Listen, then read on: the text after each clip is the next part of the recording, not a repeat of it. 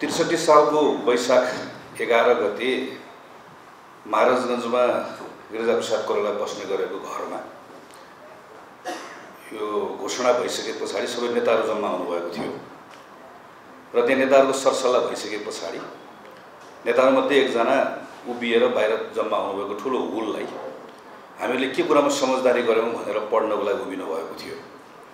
त्यहाँ आएको हुलले कुरा सुन्नै चाहेन, उले त्योभन्दा धेरै फरक कुराहरू सुन्न चाहेको थियो। त्यसपछि मैले अनुरोध गरेँ, त्यो लिएँ, जसले हस्ताक्षर गरिएको थियो 7 दल भनेर, र त्यसलाई पढ्नलाई उभिएँ। र मैले पढ्नलाई उभिँदै गर्दाखेरि मैले त्योभित्र थुप्रै कुराहरू आफै थप्दै पढिरहेको थिएँ। हामी संविधान सभामा जानेछौँ, हामी गणतन्त्र ल्याउनेछौँ, जे भन्दाखेरि तलको मासले मान्थ्यो, म थप्दै पढिरहेको थिएँ। तल भुटिङ हुँदै गयो, ताली बजाउँदै गयो। मैले त्यहाँबाट मानिस निकालेर त्यो दिन चाहिँ घुमाउँदै रत्नबागसम्म ल्याएको म सम्झन्छु। त्यसको केही दिन पछाडि यो पृथ्वीनारायण शाहको शालिग भएको ठाउँ चाहिँ सिंहदरबार बाहिर, त्यो शालिग चाहिँ भत्काउनै पर्छ भनेर माओवादीसँग सम्बद्ध भएको केही युवा साथीहरू त्यहाँ माथि चढ्नु भएको थियो। यो शालिग भत्काउन हुँदैन, कुनै हालतमा भत्काउन दिइँदैन, यो कारणले गर्नुहुन्न भनेर उहाँहरूसँग केही सम्झाएर केही कुरा भिडेर र पछि उहाँहरूलाई पनि समझदारीमा ल्याएर त्यो शालिग भत्काउन नदिएको पनि म सम्झन्छु। यो 63 सालकै वैशाख जेठको कुराहरू हो। आज हामी 82 सालको जेठ महिनामा छौँ। करिब यो 20 वर्षको यात्राको बिचमा मेरो जस्तै यस्तो अनुभवहरू यहाँ आउनुको सबैको छ। हामीहरूको धेरै उतार चढावहरू हामीले देख्यौँ। यो संविधान सभाभित्र देख्यौँ, बाहिर देख्यौँ, औपचारिक संस्थाहरूभित्र देख्यौँ, बाहिर देख्यौँ। मैले धेरै पटक त्यो आन्दोलन पछिको त्यो यात्रा गर्ने क्रममा चाहिँ अब हाम्रो यो यात्रा दुर्घटनातर्फ गयो दिलबाट झरे भन्ने कुरा देखेको छु। म महसुस अनुभूति गरेँ। फरक अवस्थामा हामीले गऱ्यौँ होला, तर फेरि जोगिएर आयो। यो आज हामीसँग यसको समष्टि रूप, यसलाई आज हामीले गणतन्त्र भन्यौँ, यसलाई त्यसरी नै बुझौँ। आज जुन गणतन्त्र भनेर हामीहरूसँग छ, यसलाई हामीले यो सेलिब्रेट गर्ने कुरा हो। यो थुप्रै हामीहरू जस्तै अवस्थाबाट निस्केका थुप्रै देशहरूले, समाजले, समुदायले आफूलाई सम्हाल्न नसक्दै गर्दाखेरि यात्रा यसरी अगाडि बढाउनै सकेनौँ। धेरै ठाउँमा हामी चुकेनौँ। हामीले यसलाई सम्हालेर यहाँसम्म ल्याइपुर्याएका छौँ। हामीले एउटा राम्रो हाइवे बनाएका छौँ। यो हाइवे बनाएको कुराको अपनत्व पनि लिनुपर्छ, यसमा गौरव पनि गर्नुपर्छ, यसमा सन्तोष पनि व्यक्त गर्नुपर्छ र अरूलाई बताउनु पनि पर्छ। चाहे यही पासाङदाले भनेको नौजवानहरू, चाहे अघि उहाँले हाम्रो पुस्ताको भनेर जिम्मा लिनुभएको पुस्ताको साथीहरू, उनीहरूसँग हामीले संवाद गर्नुपर्छ, बताउनुपर्छ यो हाइवे हामीले बनाएको, रोजेको र यही हाइवेबाट देश अगाडि बढाउनुपर्छ, बढ्छ। त अघि नै एउटा शिवदाले चर्चा उठाउनु भयो कि त्यसपछि हामी हाइवेमा एउटा लेनमा छौँ, अर्को लेनमा चाहिँ अर्कै कुरा दौडेको, दुईवटा फरक एकै ठाउँको भनेर एकै ठाउँ। उनीहरूलाई के पनि बताउनुपर्छ भने समस्या गर्दै त्यसो भए समस्या यो हाइवेमा गाडीहरू छन्। हाइवे जसले बनायो उसले गाडी पनि त दौडाउने हो। त्यो गाडीमा गडबडी छ। त्यो गडबडी सच्यायो भने त्यो गाडी रहन्छ, सच्याएन भने गाडी सकिन्छ। हाइवेको नियमै त्यही। त्यो गाडीको गडबडीको सबभन्दा ठुलो समस्या त्यसको चालकमा छ। जसले चालक फेर्छ अलिअलि पनि गडबडी सचिन्छ, चालक नफेरेको गडबडी सचिन्छ। जति भनेको झन् गडबडी बढ्दै जान्छ। समस्या त्यो गाडीमा हो, समस्या त्यो चालकमा हो। त्यसलाई तुलना गर्यो, हिजोको दिनसँग तुलना गर्यो भने किन तुलना हुन सक्दैन भने हिजो हाइवे नै थिएन, गाडी नै थिएन। हाइवे नभएको बेलामा गाडी थिएन, गाडी नभएको बेलामा गाडीको दोष देखिने कुरै भयो। यो हाइवेको बारेमा हामीले यसलाई सेलिब्रेट गर्नुपर्छ भन्ने विश्वासका साथमा संवाद गर्दै जाने, कुरा गर्दै जाने कुरामा भने हामी कहीँ न कहीँ अनावश्यक ढङ्गले रक्षात्मक भएका छौँ भन्ने लाग्छ। समस्याहरू छन्, एकदमै छ। भ्रष्टाचारको समस्या छ, कुशासनको समस्या छ, केस बाई केस कुरा गर्न सकिन्छ। यही छ, कति प्रश्नहरू छन्। तर सँगसँगै यो पनि त भन्दै जानुपर्ने होला नि त कि अघि नै घनश्याम दाइले नै भन्नुभयो, हिजोको राजाको जस्तो खालको फरमाइसहरू थियो, अहिले तिम्रो नेताहरूको फरमाइस त्योभन्दा फरक छ कि छैन भनेर प्रश्न गर्दा तिमी के उत्तर दिन्छौ भनेर दाइले प्रश्न उठाउनु भयो। त्यो प्रश्नसँग जोडिएर मलाई के भन्नुपर्छ भन्ने लाग्छ भने महाराज हजुरले फरमाइस गरिबक्सो, असाध्यै राम्रो गरिबक्सो, अझै राम्रो गर्नुपर्छ भनेर हिजो भन्थे भने आज हामी कम्तीमा पनि तिम्रो फरमाइस गलत छ कि तिम्रो फरमाइस बदल, नभए तिमीलाई बदल्छु भन्ने कुराको हिम्मत त गरिरहेका छौँ। जाने बाटो त यही होला नि त। समस्या छ, भ्रष्टाचार छ, खराब कामहरू भइरहेका छन्, तर त्यसमाथि प्रश्न पनि छ। यहाँ त हामी संवैधानिक संस्थाका विषयहरूदेखि अदालतदेखि लिएर यावत विषयहरू सबैलाई अघि नै जुन पनि कुरा उठ्यो, गणतन्त्रको सबभन्दा महत्त्वपूर्ण कुरा प्रश्न हो। यहाँ सपनाको मृत्यु भयो होला, त्यो पनि त्यो कोणबाट पनि अघि महेशले भन्नु कुरा गर्न सक्छ, तर प्रश्नको मृत्यु भएको छैन, प्रश्नहरू छन्। त्यस कारणले गर्दा डराउनु पर्ने अवस्था सक्यो भन्ने अवस्था आएको छैन भन्ने म यो ठान्दछु। मेरो पहिलो कुरा म सकाइहाल्छु। मेरो दोस्रो कुरा, हामीले अघि नै यो गणतान्त्रिक संस्कृतिको कुराकानी गऱ्यौँ र घनश्याम दाइले महत्त्वपूर्ण ठाउँमा ल्याएर विषयलाई ल्याउनु भएको छ कि थुप्रै ठाउँमा कुरा गर्न सकिन्छ, तर हामीहरू पार्टीमा काम गरेर हाम्रो पार्टीकै कुरा गर्नुपर्छ, हाम्रो आफ्नै त्यही भित्र हो। यो फन्डामेन्टल युनिट चाहिँ डेमोक्रेसीको, गणतन्त्रको, त्यसको सबैभन्दा आधारभूत एउटा युनिट भनेको राजनीतिक दलै हो। अहिले समस्या भनेको त्यो राजनीतिक दलभित्र बिरलै मात्र यस्तो हुन्छ होला जहाँ चाहिँ यति लामो समयसम्म समाजले अस्वीकार गरेको, फेरि त्यो अस्वीकार गरेको कुनै व्यक्तिमा गएको होइन, कुनै पात्रमा गएको होइन। भोलि हामी सबै त्यही हो। लामो समय सरेपछि त्यो हुन्छ, रिडन्डेन्ट हुन्छ, एकदम स्वाभाविक। यति लामो समयसम्म एउटै भूमिकामा एउटै अनुहार रहने चाहिँ त्यो यस्तो बिरलै मात्र, मेरो विचारमा बिरलै मात्र हुन्छ होला यस्तो। हाम्रो डेमोक्रेसीको सबैभन्दा ठुलो समस्या यो हो। मैले त खुला भनेको छु, नेपालका ठुला पार्टीका ठुला नेताहरूले, म त पटक पटक भन्छु, फेरि आज दोहोऱ्याएर भन्छु, विथ ड्यु रेस्पेक्ट, ल आजको दिनबाट हामीले आफ्नो दलबाट विश्राम लिनुभएको दिन भन्नुभयो भने आजै बेलुकाबाट यो आन्दोलन साधन झरी परेर सबै घर फर्किन्छ, के पनि बाटो त्यसको अर्थ सबै सुध्रिन्छ भन्ने नट एट अल होइन।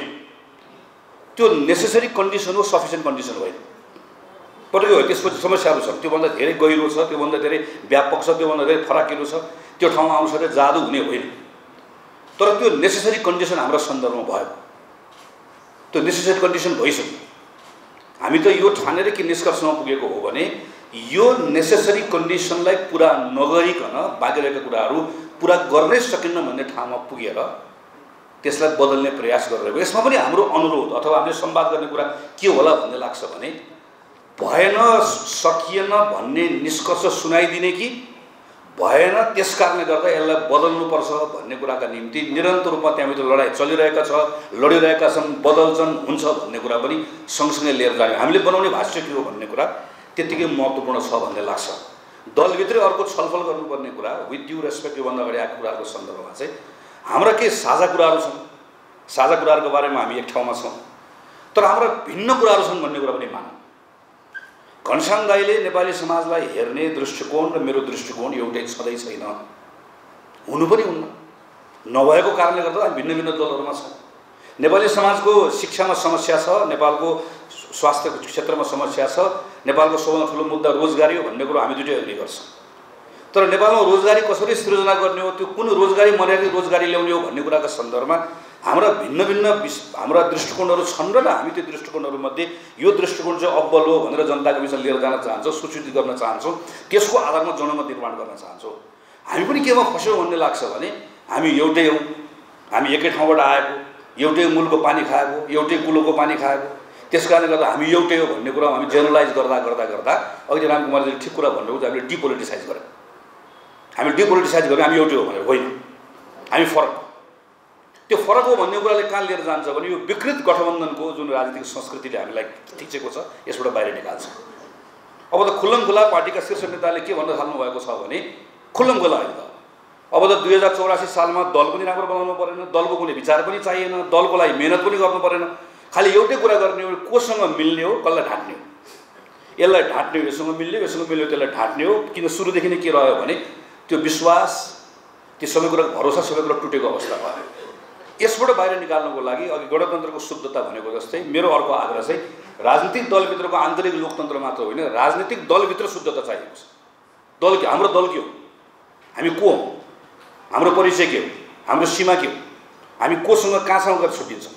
नयाँ आउनुभएको नयाँ पुस्ताको साथीहरूले यहाँ घनश्याम दाई, यहाँ म, यहाँ ठाकुरजी, यहाँ रामकुमारजी राख्दै हेर्दै गर्दाखेरि, परबाट हेर्दै गर्दाखेरि हामीलाई हेर्दै गर्दा आन्दोलनका हामी सहयात्री हौँ, एउटै देख्ने कुरा हो। हाम्रा केही आधारभूत मूल्य मान्यताहरू छन्, एउटै कुरा हो। तर नेपाली समाजलाई अगाडि कसरी बढाउने, नेपाली समाजका आजका यावत प्रश्नहरूका बारेमा हाम्रो दृष्टिकोण के छ भन्ने बारेमा हाम्रा भिन्न भिन्न मतहरू छन् भन्ने कुरा उनले थाहा पाउनुपर्छ। हाम्रो कुराहरू थाहा पाउनुपर्छ, सुन्नुपर्छ, बुझ्नुपर्छ, हाम्रो बिचमा प्रतिस्पर्धा हुनुपर्छ। यो नहुँदै गर्दा उनीहरूले हामीलाई एउटै बास्केटमा हालिदिएका छन् अनि हामी एउटै जस्तो देखिएका छौँ। यो जुन आन्दोलन भन्नुभएको छ, जो साथीहरूले गरेर राख्नुभएको छ, यसबाट उहाँहरूलाई बाहिर निकाल्नुपर्छ। अघि नै सरले एउटा विषय उठाउनु भयो कि नेपाली कङ्ग्रेसभित्रको छलफलका बारेमा। नेपाली कङ्ग्रेसको म विद्यार्थी राजनीतिमा लामो समयसम्म रहँदै गर्दा हामीहरू नेपालमा संवैधानिक राजतन्त्र र बहुदलीय व्यवस्था दुईटा पिलरहरू छ, यसैबाट अगाडि बढ्ने भन्ने कुरालाई खालि यो ट्याक्टिकल कुरा मात्र होइन, हामीहरूलाई विश्वासका साथ मान्दै आएको राजनीतिक दल भयो, त्यसबाट प्रशिक्षित भएर आएको मानिसहरू हाम्रो भयो। हामी सँगसँगै एउटा निष्कर्षमा पुग्यौँ। के निष्कर्षमा पुग्यौँ भने नेपालको राज संस्था नेपाली कङ्ग्रेस राजावादी भयो, तर नेपालको राज संस्था कहिले पनि राजावादी भएन। नेपालको राज संस्था चाहिँ राजतन्त्रवादी भयो। नेपालको राज संस्था राजतन्त्रवादी भएको हुनाले गर्दा नेपालको राज संस्थालाई न हिजो न भोलि न कसैले पनि नेपालको राज संस्थालाई संवैधानिक बनाउनै सक्दैन। त्यसैले हाम्रो डिबेट संवैधानिक राज संस्था, संवैधानिक राजतन्त्र छान्ने कि गणतन्त्र छान्ने भन्नेमा हुँदै होइन। राप्रपाको नेताले झुकाएर हुँदैन, कसैले यो यो यो नचाहिने कुरा गरेर बरालेर भयो।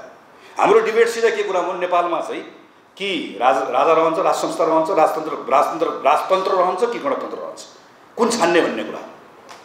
अब नेपालको राजतन्त्रको लिडर ज्ञानेन्द्र शाह, म चाहिँ नेपालमा राजतन्त्र ल्याउँछु भनेर लडिसकेपछि यो चट्टापट्टाको बारेमा पनि कुरा नगरौँ, सिधा आउनु पऱ्यो, मैदानमा आउनु पऱ्यो र उहाँले अब हामीले पनि क्वेसन गर्नु पऱ्यो नि। क्वेसनको घेरामा हामी मात्र किन, क्वेसनको घेरामा त को पनि आउनु, हामीलाई बदल्छु भनेर आएको मान्छेले क्वेसन गर्नु पऱ्यो नि त। तपाईँहरूको क्यामेरा हामीतिर मात्र सोचेर हुँदैन, त्यता पनि जानु पऱ्यो, सोध्नु पऱ्यो। त्यो क्वेसनको एन्सर चाहियो कि ल गर्ने के हो त, ल ठिक छ, ल आन्दोलन पनि सफल भयो, ल राजतन्त्र आयो, वाट नेक्स्ट, त्यसपछि हो के त, त्यसपछिका चाहिँ योजनाहरू के हुन्। हाम्रो समस्या अहिले रोजगारीको समस्या हो, एकदम म टोटली एग्री। योभन्दा ठुलो समस्या आजको हाम्रो समस्या के पनि होइन। प्रस्ताव के हो, सोचेको के हो, 3 महिना 4 महिनामा बसेर दिवारभित्र बसेर वक्तव्य फालिदियो, हामी त्यसमा अलमल्लियो, हामी त्यसमा घुम्यो, यस्तो भनेको होला अनुमान लगायो, त्यसको वरिपरि दौड्यो, रुमल्लियो। हिजो राजा हुँदाखेरि त्यो कुरा गर्ने सुविधा थियो, आन्दोलनकारी हुँदै गर्दा त्यो कुरा गर्ने सुविधा हुँदैन। आन्दोलनकारी हुँदै गर्दा सडकको मार्गको एन्सर गर्नुपर्छ। यो एन्सर गर्नुपर्छ भन्ने कुरा किन मैले उठाएको, आवेगमा आएर उठाएको होइन। किन यो भनेको भने हामी एकदम धेरै डिफेन्सिभ भएर सडकमा छाड दिएपछि के हुन्छ भने, अहिले सुरुमा कर्णदारीले भन्नुभएको थियो, मैले त्यो टुङ्ग्याउँछु भने हामीले अहिले संयुक्त राज्य अमेरिकादेखि युरोपदेखि सबैतिरको हेऱ्यो भने जब आजको प्रश्नको उत्तर मानिस दिन चाहँदैन वा त्यसबाट भाग्ने सुविधा हुन्छ, ऊ हिजो फर्कन्छ र उसले के भन्छ भने उसले गोल्डन पासको कुरा गर्छ। नौजवानहरूलाई कति सजिलो भनिदिएको छ कि हिजोको चाहिँ होइन चाहिँ के भन्छ, मेक अमेरिका ग्रेट अगेन भनेको जस्तै मेक नेपाल ग्रेट अगेन भनिसकेपछि नेपाल वाज ग्रेट, कुनै बेला एकदम ग्रेट थियो भन्ने कुरातिर लगेपछि त अहिले त हामी त झुर भइहाल्यो। नेपाल ग्रेट थियो भन्ने कुरातिर लाने भयो हामी त्यतातिर। अनि हामी के उत्तर दिने हो, योगेश दाइले भन्नुहोस् लाग्छ मलाई, हिजो यतिवटा टेलिफोन थियो, आज यतिवटा टेलिफोन छ, हिजो यति बिजुली थियो, आज यति बिजुली छ भनेर आँकडा पढेको पढे थिएन भन्नेतिर लाग्दै गर्दा यसले हामीलाई कहीँ पुऱ्याउँदैन। आजको समस्या छ, आजको विषय छ, यो विषयको सन्दर्भमा हाम्रो प्रतिस्पर्धा छ। म अहिलेको मेरो पार्टीको सभापति भन्दा म अबको 12-15 महिनापछि उहाँ प्रधानमन्त्री हुने भन्ने चाहिँ समझदारी छ। म के विश्वास गर्छु, उहाँभन्दा मेरो पार्टीभित्र अब दर्जन मान्छेले उहाँभन्दा राम्रो प्रधानमन्त्री चलाउन सक्छ भन्ने कुरा म मजाले राख्छु, त्यसको निम्ति प्रयास पनि गरेँ। तर म रुल अफ गेम पनि मान्छु, नसकेको हुनाले गर्दा फेरि लड्छु, फेरि गर्छु। किनभने के को आधार हो भने मन नपरेर भने हाम्रो त दाइ भाइको सम्बन्ध हुन्छ, एकदम मनपर्ने कुरा पनि भइहाल्यो। किनभने उहाँसँग भन्दा बढी आजको समस्या हामी बुझ्न सक्छौँ, आजको समस्याको समाधान दिन सक्छौँ, आजको यतिखेरको समस्याको हल हामीसँग छ भन्ने मानेर हो नि त। अनि हामी चाहिँ यो भित्र प्रतिस्पर्धा गर्नुपर्ने, किनकि यो प्रश्नको सामना गर्नुपर्ने। अनि म नेपालमा मोनार्की इस्ट्याब्लिस गर्छु भन्ने कुराको त्यसको म नाइके हो भनेर भन्ने चाहिँ यो कुनै पनि प्रश्नको सामना गर्नुपर्ने, आनन्दले बस्नुपर्ने, नेपालको मिडियाले पनि क्वेसन गर्नुपर्ने, प्रश्न सबै यतातिर मात्र हुने। त्यसकारणले गर्दाखेरि यो छलफल, यो बहसमा यो कोणबाट पनि लिएर जाने कुरा गर्न आवश्यक छ।